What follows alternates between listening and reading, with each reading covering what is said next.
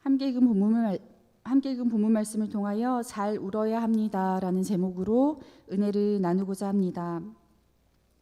한 여인이 남편과 함께 여행 도중에 한 마을에서 유숙하였습니다. 그런데 저녁이 되자 마을의 불량배들이 그 집으로 몰려왔습니다. 그리고 여인의 남편을 내놓으라 합니다. 그를 성폭행하기 위해서였습니다. 집주인은 그 여인과 자기의 딸을 내어주겠다고 하지만 불량배들은 듣지를 않습니다. 그러자 여인의 남편이 직접 자기 아내를 끌어다가 그들에게 내어줍니다. 여인은 밤새 집단으로 성폭행 당하였고 새벽에 초주검이 되어서 풀려났습니다. 여인의 남편은 아침 일찍 다시 길을 떠나기 위해서 집을 나서다가 문 앞에 쓰러진 아내를 발견합니다. 그런데 그는 아내의 생사에는 관심이 없었습니다. 숨이 끊어진 아내를 나귀에 싣고 집으로 돌아갔습니다. 그런데 생각해보니 분이 일었습니다. 그는 아내의 시체를 12조각 내었습니다. 그리고 이스라엘의 12지파에게 한 토막씩 보냅니다. 그리고 자기가 당한 억울한 일에 대하여서 해답을 내놓으라고 으름장을 놓습니다. 그것을 보는 이스라엘 사람들마다 입을 모아서 이야기합니다. 우리가 이집트에서 나온 날부터 오늘에 이르기까지 이렇게 끔찍한 일은 일어나지도 않았고 보지도 못하였는데 도대체 무슨 일입니까? 이스라엘 자손은 이 일을 해결하기 위해서 미스바에 모여 총회를 열었습니다. 그리고 여인의 남편에게 자초지종을 듣습니다. 그런데 남편의 이야기는 완전하지 않았습니다. 자기 잘못은 감추고 철저하게 피해자의 입장으로 거짓 증언하였기 때문입니다. 이스라엘 자손은 원흉이 되었던 기브아의 불량배들을 심판하기로 결정하였습니다. 기브아는 베냐민 지파에 속하였기 때문에 베냐민 지파에게 사람을 보내어서 그들을 내어놓으라고 이야기합니다. 그런데 베냐민 지파는 거절하였습니다. 그들은 오히려 이스라엘 자손과 싸우러 나겠다고 모든 성읍에서 용사들이 모여들었습니다.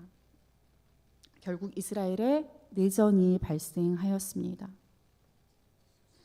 19장에서 20장까지 이어지는 이 이야기는 참혹하고도 슬픈 가정사이면서 동시에 한 지파를 멸절 위기로 몰아넣은 동족상잔의 비극이었습니다. 20장 48절에 이스라엘 사람이 베냐민 자손에게로 돌아와서 온 성읍과 가축과 만나는 자를 다 칼날로 치고 닥치는 성읍은 모두 다 불살랐더라 라고 증언합니다. 베냐민 지파 중에서 전쟁 중에 도망친 600명의 군인을 제외하고 살아있는 모든 동물과 사람이 칼로 죽임을 당하였고 성읍은 완전히 폐허가 되었습니다. 하나님의 백성다운 권명과 용서와 화해는 어디에서도 찾아볼 수 없었습니다. 이스라엘 연합군은 마치 이방 민족을 진멸하듯이 가혹하게 형제를 불사르고 짓밟아 버렸습니다. 결국 하나님의 심판은 이스라엘 전체를 향하였습니다.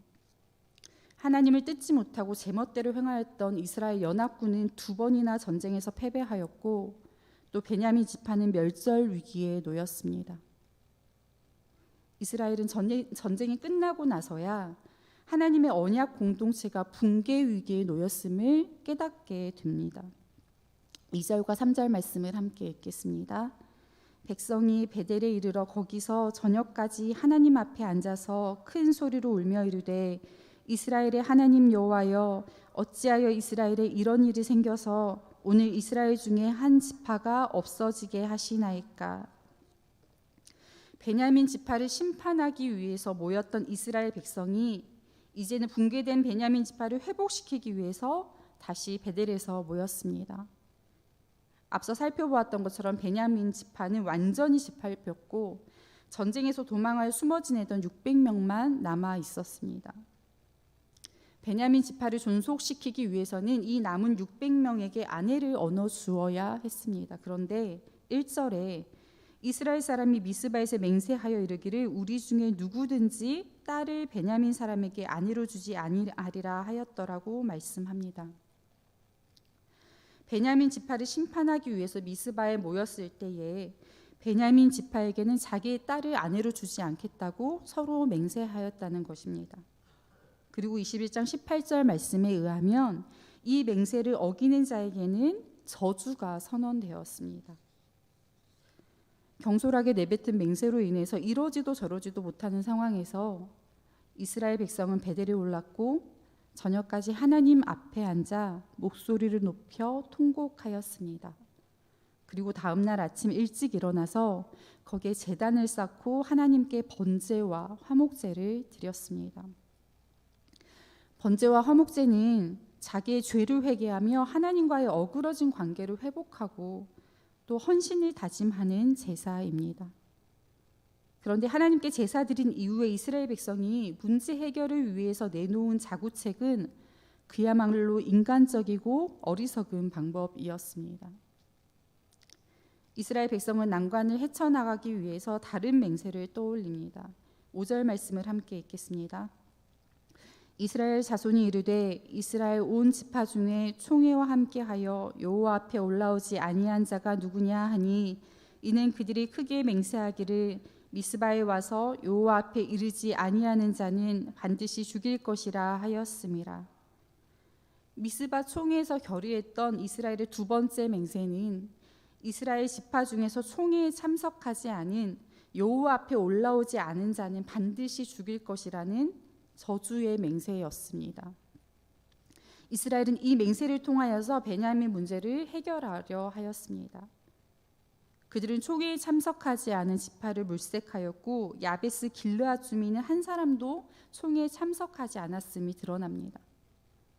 이스라엘은 가장 용감한 군인 12,000명을 그리로 보냈고 주민 중에서 미혼 여성 400명만 남겨두고 모든 남자와 유부녀와 아이까지 모두 죽여버립니다.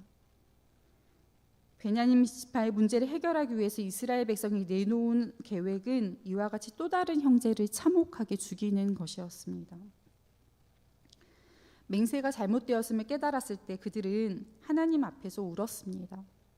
사실 이스라엘은 문제가 생길 때마다 하나님께 올라가 울었습니다. 전쟁에서 2번 패했을 때도 그랬고 베냐민 지파의 문제로 그들이 진멸 위기에 대해 고민할 때에도 그들은 하나님 앞에 올라가 베델에서 통곡하며 울었습니다.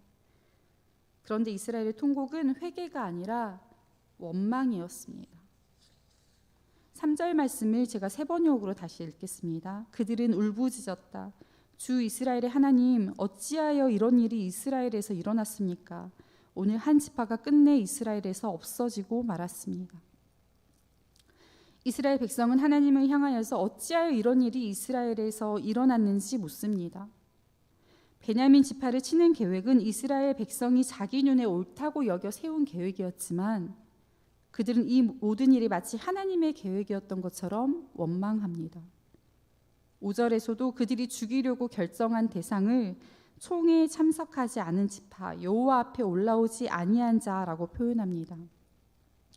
또 다른 형제를 죽이려는 자기들의 계획이 마치 하나님의 뜻에 순종하지 않은 이들을 향한 정당한 심판인 것처럼 꾸며내는 말입니다.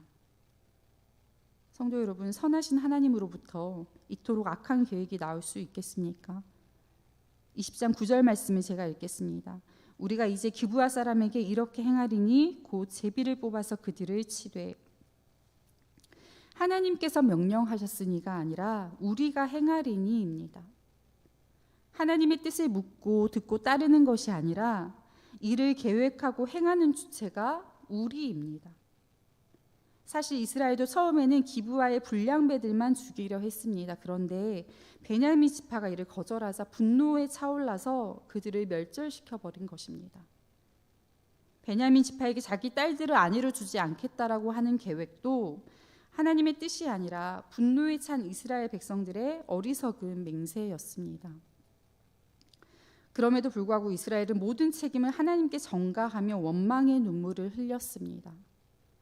그들은 하나님 앞에 모였으면서도 하나님의 뜻은 묻지 않았고 하나님 앞에서 울면서도 진정한 회개는 없었습니다. 결국 그들이 하나님께 드리는 번제와 화목제는 진정한 회개와 순종의 결단이 아니라 보여주기 위한 종교적인 행위에 불과했습니다. 이제라도 하나님의 뜻을 구하고 잘못을 철저하게 회개하고 하나님의 인도하심을 구해야 했지만 이스라엘은 여전히 인간적인 체면과 자존심을 붙잡았습니다. 이스라엘 백성에게 하나님은 그저 공경을 피하기 위한 수단일 뿐이었기 때문입니다. 그리고 어려움이 있을 때마다 이스라엘 백성이 선택한 해법은 그들이 얼마나 하나님의 뜻과 멀어져 있는지를 정확하게 보여줍니다. 큰 용사까지 동원해서 작은 성읍을 짓밟고 힘없는 여성 400명을 강제 결혼의 볼모로 붙잡고 또 동족을 무참히 학살하는 이스라엘의 모습은 이 모든 사건의 시작이었던 기브아의 불량배들과 달라 보이지 않습니다. 그렇습니다. 이스라엘 백성은 단을 쌓아서 하나님께 번제와 화목제를 드립니다. 전쟁에서 패할 때마다 베델에 올라가서 하나님 앞에서 울었고 또 하나님의 이름으로 맹세하고 하나님의 절기도 지켰습니다. 이와 같이 이스라엘 백성은 모두 자기 소견대로 생각하고 행동하고 결정하였지만 여전히 철저하게 종교적이었습니다. 속은 곪아서 뭉개지고 있는데 그럴듯한 종교적 행위로 덮어버리니 문제가 없어 보였습니다. 문제를 문제로 깨닫지 못하는 영적 마비 상태였지만 스스로 괜찮다고 여기며 살았습니다. 잘못을 깨달았을 때 마땅히 회개하고 돌이켜야 했지만 또 다른 잘못으로 그것을 수습하려 하고 심지어 하나님을 원망하며 하나님을 탓하였습니다. 이처럼 이스라엘은 가나안 땅에서 가나안 사람처럼 살면서 그럴듯한 종교의식으로 자신들의 영적인 치부를 감추며 살아갔습니다. 6절에 이스라엘 자손이 그들의 형제 베냐민을 위하여 뉘우쳐 이르되 오늘 이스라엘 중에 한 지파가 끊어졌도다라고 말씀합니다. 이스라엘은 베냐민의 멸종 문제를 심각하게 받아들였고 이 사안을 해결하는 데 매우 절박했음을 보여주는 말씀입니다. 그런데 이때 이스라엘의 뉘우침은 후회의 의미는 포함하지만 그것이 회개는 아니었습니다. 회개는 단순히 죄를 알아차리는 것이 아닙니다. 회개는 우리가 하나님 앞에서 비참한 죄인임을 깨닫는 것에서부터 시작하지만 그것으로 끝나지는 않습니다. 죄를 깨닫게 하시는 것이 하나님의 은혜임을 고백하고 죄로부터 돌이켜서 하나님의 성령의 인도하심을 따라 살고자 하는 결단이 있어야 합니다. 참된 회개는 죄를 포기하는 것과 더불어서 죄에서 떠나는 생활의 변화가 포함되어야 하는 것입니다. 성도 여러분, 당장 눈에 좋아 보이는 것이 늘 선한 것은 아닙니다. 우리 소견에 옳아 보이는 것이 하나님께는 그릇된 것일 수 있습니다. 인생의 여러 가지 선택 앞에서 하나님의 뜻에서 벗어났다고 깨달아질 때 그것을 우리 힘과 방법으로 수습해 보려는 것은 매우 어리석은 일입니다. 그저 후회하고 뉘우치는 것으로는 부족합니다. 납작 엎드려 회개하고 하나님의 도우심을 구해야 합니다. 그렇습니다. 우리에게는 분명한 한계가 존재합니다. 우리를 둘러싸고 있는 상황과 환경은 때로는 우리의 힘으로 도저히 컨트롤할 수 없고 인생의 타이밍 또한 예측할 수 없습니다. 문제는 늘 있어 왔고 공동체는 늘 갈등을 껴안고 살아갑니다. 중요한 것은 문제 자체가 아니라 그것을 어떻게 풀어나가느냐 하는 것입니다. 성도는 하나님 앞에서 울어야 합니다. 그런데 잘 울어야 합니다. 내 고집을 꺾지 못해서 내 혈기를 주체하지 못해서 내 생각과 내 뜻을 관철시키기 위해서 우는 것이 아니라 하나님 앞에서 하나님의 뜻을 구하며 하나님의 음성 듣기를 간구하며 울어야 합니다. 실컷 울었는데 주님의 음성이 들리지 않고 주님의 위로가 느껴지지 않는다면 우리는 무엇을 위해 울었는지 살펴야 합니다. 성도는 회개하며 감사하며 찬양하며 신앙의 열매를 위해서 하나님의 나라를 위해서 울어야 합니다. 하나님 앞에서 말씀 앞에서 그 사랑 앞에서 잘 울 때 위로하시고 회복시키시며 성숙으로 이끌어 가실 주님을 신뢰하며 울 때 잘 우는 저와 여러분이 되기를 소망합니다. 기도하겠습니다. 신실하신 하나님, 하나님 앞에서 말씀 앞에서 그 사랑 앞에서 울게 하시니 감사합니다. 주님 앞에서 잘 울 때에 우리의 상처를 드러내어 고치시고 싸매시는 주님의 사랑에 감사드립니다. 울음이 섞인 자녀의 목소리를 정확하게 알아차리는 부모처럼 세밀하게 우리의 눈물을 들으시고 닦으시고 또 위로해 주시니 감사합니다. 혈기로 울었던 것, 고집으로 울었던 것, 우리의 뜻을 관철시키기 위해 울었던 것들을 회개합니다. 세상 의지하지 않고 하나님 앞에서 울게 하시옵소서. 하나님 앞에서 울 때 잘 울게 하시옵소서. 우리가 옳게 여기는 것을 구하는 것이 아니라 하나님의 뜻을 구하게 하시옵소서. 자기 연민으로 우는 것이 아니라 주님의 마음으로 울게 하시옵소서. 잘못을 덮기 위해 우는 것이 아니라 회개하며 울게 하시옵소서. 진정으로 회개하며 잘 울 때에 우리의 눈물을 감사의 고백으로 바꾸실 주님을 신뢰하고 찬양합니다. 어떠한 상황에서도 주님을 따라 주님을 찬양하며 살겠사오니 주님 홀로 영광 받으시옵소서.